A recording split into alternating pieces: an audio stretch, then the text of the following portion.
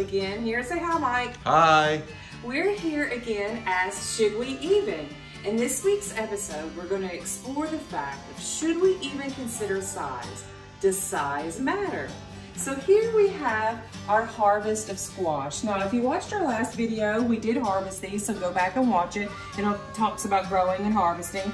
But you'll notice we have all the way from baby to biggie. We even have a misfit here. So what we're gonna do is we're going to cut them open and look at them. We're gonna see, does it matter like size? Does size mean that we're gonna have a lot of seed production? Does a lot of seed production mean that our squash won't taste good? Well, leave it up to Michael and I, because we're gonna do it. If you'll stay tuned to the end, we're actually gonna make a recipe, and I'm not gonna let Michael know which one was made from a baby squash or which one was made from the big boy. Stay tuned. So I got the privilege to cut them open. So let's go ahead and start cutting them open. Starting with the small one first.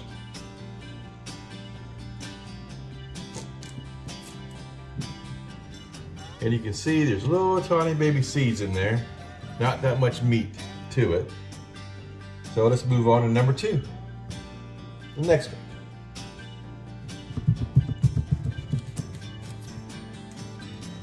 Get a little bit more meat in there in the fruit. A little bit of seeds. Let's move on to number 3. Now this is our special one. Let's see if I can cut this open without cutting myself. We'll do both at one time.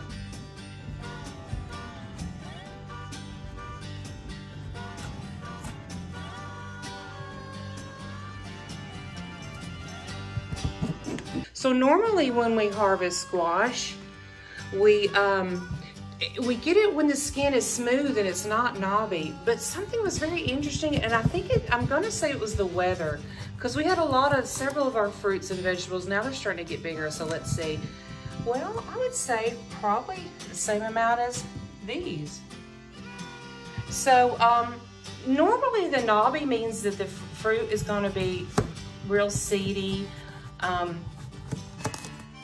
but what's interesting is our fruit, ooh, you can tell. Okay, so that one had more knobbies and more seed production. So it'd be interesting to see this one. I'm so sorry, I keep losing my. So what I was gonna tell you is that I think the weather is causing all of our plants to act weird. They mature really quickly and before you can get to them. Okay, so Michael did the overall. So what we're gonna do is, I am gonna work on a recipe. Y'all join me.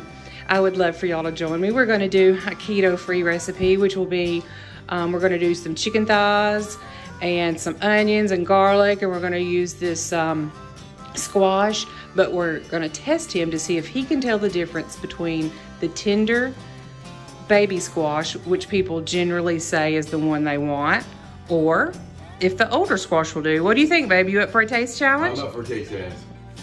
Yeah, I can use some more seed. All right, see you in a minute. Guys, thanks for staying with us this far. So first things first, I'm gonna get the oven set up to about 8-ish on ours. And I'm gonna light up so many because I'm actually gonna cook them in separate skillets because I want Michael to be able to tell. I don't want him to, if they're all mixed together, he won't know if they're different or not. So first thing I'm gonna do is I'm gonna roughly chop some of these onions, because in this Asian dish, and it's kind of, you know, hybrid Asian, I like the big chunked onions. That's part of what makes, to me, a good stir fry, is I like a big chunky onion. So this was one whole yellow onion, and I'm going to break it up evenly between the 2 mixes.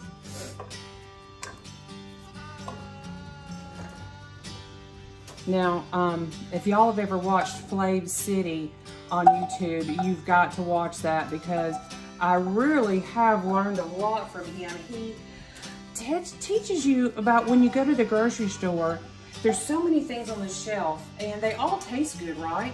So you might as well get the ones that are healthy or sustainable or produced in an ethical way. One of the things I learned from him was that we're going to use this spice today, and I believe it's called like the five spice powder. And now, of course, this is sort of something that they use in all Asian dishes. And I never knew when I was making an Asian dish why mine didn't taste like it did. There was a flavor missing, and that's what it was. And believe it or not, there's things like cinnamon and clove in there. So I would try that out too. That is probably what your recipe is missing. Let that butter coat those up good. Now on this back eye, I have some garlic and some butter. And we are going to put our chicken thighs in there. Now guys, I ordered this chicken thigh. I had to butcher this stuff.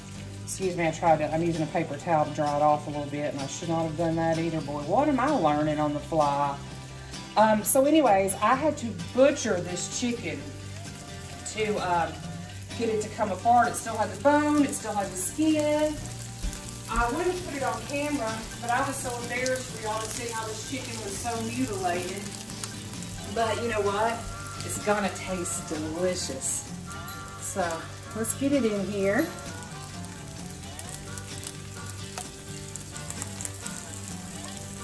Try to cut it up in bite-sized portions. I've got regular butter in there. Actually, it's a grass-fed organic butter. And I minced up some garlic. Now, this is not my own garlic. We did not grow this garlic. And do your due diligence when you're shopping for garlic at the grocery store. Not all is the same. And that's something you learn from Dave at Cloves City, too. He'll tell you what olive oils to watch out for, what honey, what spices. And these are things that you just don't know when you go shopping on your own, all right? We're gonna let those brown up. I'll flip those around in a minute. Now let's get the squash. Since we're not gonna need every bit of this that we did, we'll definitely start with this baby. Now, growers will tell you and cooks will tell you that usually the baby vegetable of all the vegetables will be the most tender tasting, good tasting. This is the next small. I wish I could have shown you, but really this one has no seeds. The seeds haven't formed yet. And this one is where the seeds are starting to form. So we're gonna actually consider this a small one though too. And like I said, I'm not sure, I think it was the weather. We had a cold snap, much of the country had some really weird weather. We have cold spikes, we have heat storms. It has gone crazy. So these two, I'm gonna put in one skillet. Michael's not gonna know. We're gonna serve it up to him and see if he can tell the difference. Let me get, some of these are too big. They're not gonna cook at the same time. Let me get these a little thinner.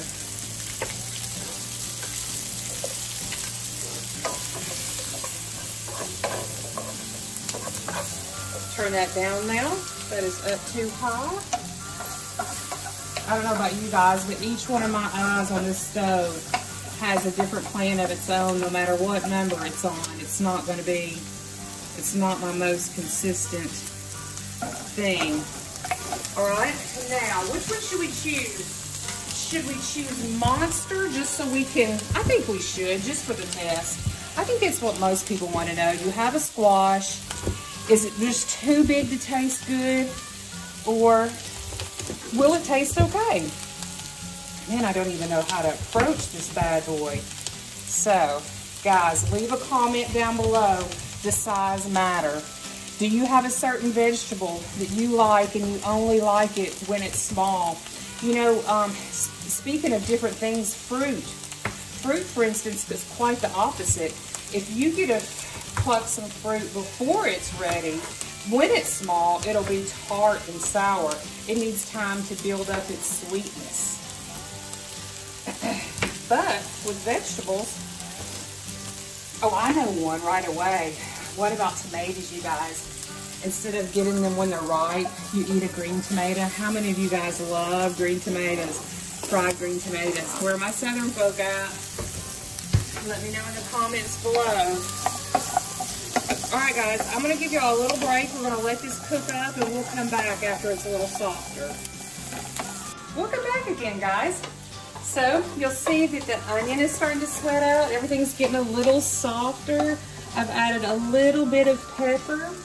I think it's time, you know what, before I'm gonna flip these chicken over, but I'm gonna give it a little bit of this five season Asian wah wah, a little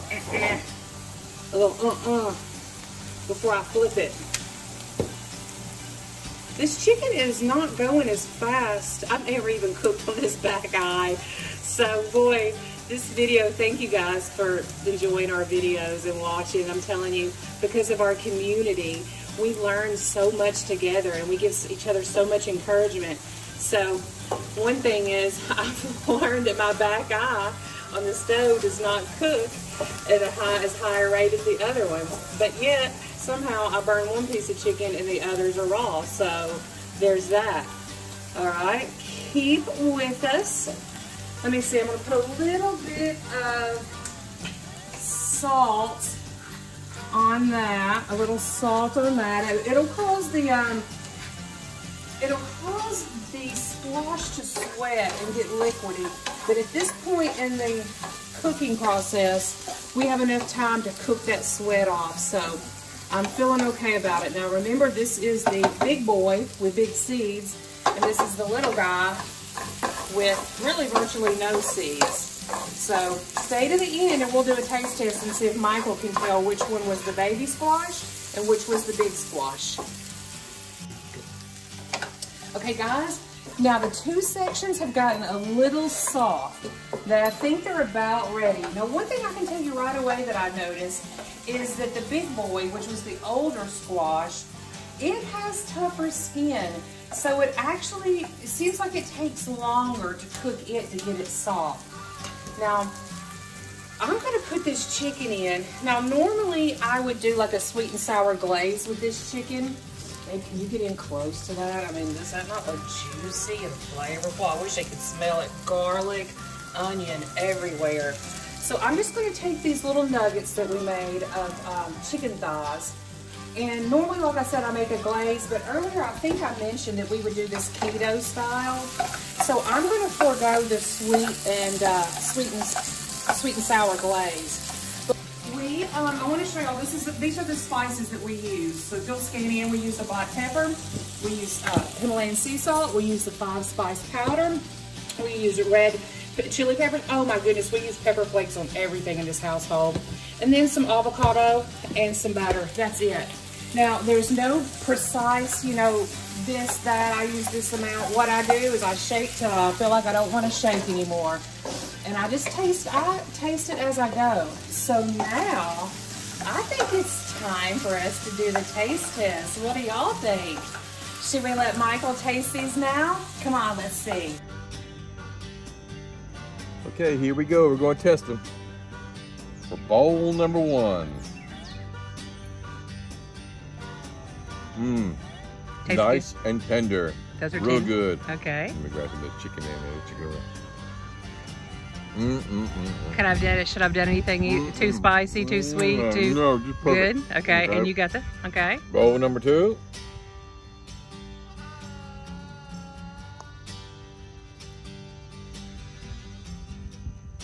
Good, but still a little crunchy. Well, I don't know which one was which, but this right here is more tender. Which one is? This bowl right here is a little more tender. Okay. This bowl right here is a little bit more crunchy. Let me get some chicken now. How's the flavor? So the texture is different, but how's the flavor? Chicken is outstanding. The squash is outstanding, but I prefer this squash over here in this bowl better. Yeah. Do you remember which one it was? I do.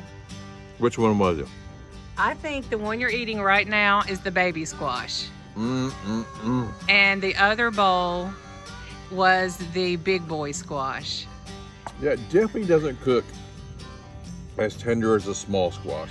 I would like to add, it could have been user error because I did not chop those up as small. I didn't chop them up as small as the others. So there is the big boy ones, and you can and you'll notice the smaller ones. Those are the other. I think too, for the recipe purposes, I probably could have cooked them longer so that they would have gotten tender. So you think the only difference to you is just their tenderness, like how soft they are? Just the tenderness of how soft they are.